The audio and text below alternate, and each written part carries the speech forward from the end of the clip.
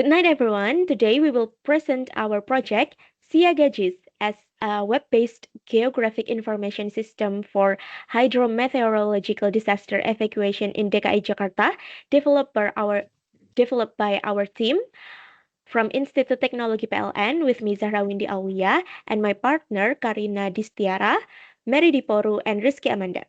Next. The main problem we are addressing is that during flood emergency in Jakarta, critical information regarding evacuation routes, assembly points, and shelter capacities is highly fragmented across social media or local announcement and rarely updated in real time. This makes it difficult for citizens to evacuate safely and quickly. So, Siaga JES bridges this gap by providing a centralized real-time platform connecting authorities and the public. Next. So, our development goals are straightforward for building an open source web GIS using Leaflet, PHP, and MySQL. Second, to integrate official data from BNBP, BPBD, BIG, and OpenStreetMap. And last but not least, to provide live routing and crowdsourced incident reporting for the public. For optimal performance, our database stores spatial data simply as decimal latitude and longitude pairs. This avoids heavily spatial database extension while maintaining absolute coordinate accuracy and fast load times. Next, please. In our spatial data requirement analysis, we use first vector and then a vector but polyline and then a polygon. And last is raster. What is the difference? In a vector, this is focus on placing discrete markers for safe assembly points, temporary shelters, and emergency hospital. In the second, polyline vector, it's focused on depicting road networks, flood corridors, and computing optimized evacuation path network analysis. And then vector polygon focus is on demarcating district or sub-district boundaries, flood-prone hazard zones, and active rescue areas. And last is the raster one is for rendering responsive visual base map and analyzing physical elevation maps or DAM or rainfall ranges. Next. In the system architecture and tech stack, there is a 2-point front end and mapping layer and back end and database layer. In the front end and mapping layer, we prioritize high system response and mobile web accessibility with Leaflet.js, Leaflet routing machine, and Tailwind and CSS. On the back end, we use native PHP, MySQL, and OSRM.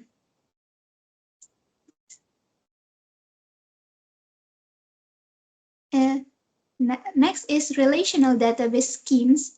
There's first is user and RBAC. We use table users. This is secures login accounts, encrypt password, and control user roles to define access privilege. And then a special markers, we use titik kumpul and fasilitas darurat, store safe shelter, capacity metrics, and emergency hotlines, and WGS 84 coordinate sets. And the citizen reports, which is we use tables laporan warga and peringatan to capture crowdsourced emergency alerts submitted by citizen and records admin alert bulletins. Okay, next is role-based access control flow. For the system, we use two roles. The first one is general citizens, our user role. This role interact with public shelter maps, check available shelter capacity in real time, and pin custom reports of local incidents into the map. And the second, this emergency authorities or admin role. The admin perform complete database create, update, and delete operation on safe zones, verify crowdsourced reports, and release public early warning bulletins. Next. Okay, the next is system evaluation and usability scale that we use. For functional and qualitative assessment, every core technical component, including Live.js, rendering special API queries, secure ABAC getting, and route tracing completely successfully during testing. Platform usability was verified using the System Usability Scale or SUS framework, yielding excellent user acceptability scores owing to the clean, responsive mapping layouts.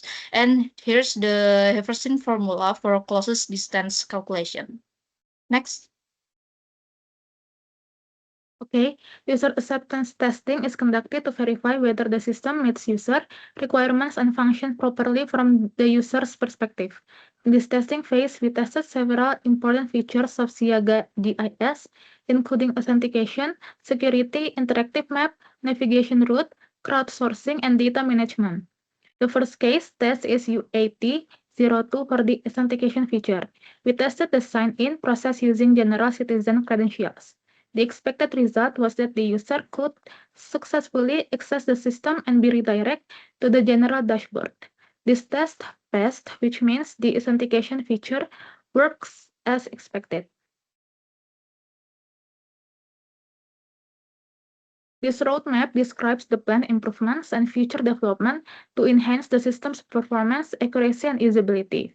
The first development is actual geolocation API. The second improvement is static safe corridors. The third improvement is marker clustering. The fourth development is native mobile applications. Overall, these future developments aim to make Siaga GIS more accurate, scalable, and accessible, especially for supporting disaster monitoring and emergency response. So that's it, our presentation. Thank you for watching and see you next time. Hello everyone, my name is Harawinda Aulia. Today I will demonstrate how to use our website that is Siaga GIS for the geographical evacuation in DKI Jakarta.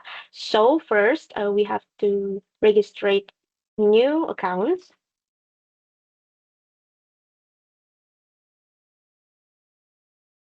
For the password, I will use 1, 2, 3, 4, 5, 6. Okay, next register. Okay, if they're done, we're going to log in as Melati. And password 1, 2, 3. 1, 2, 3, 4, 5, 6. As you can see here, we are logged in as Warga Umum. There is dashboard, peta interaktif,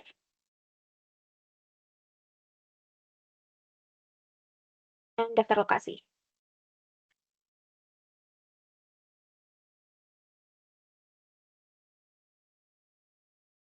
And we can report for the crisis in our area too.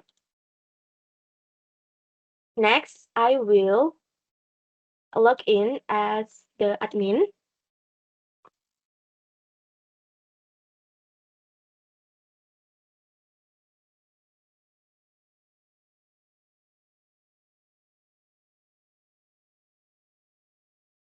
Here is the dashboard for admin BPPD. We can do the CRUD here.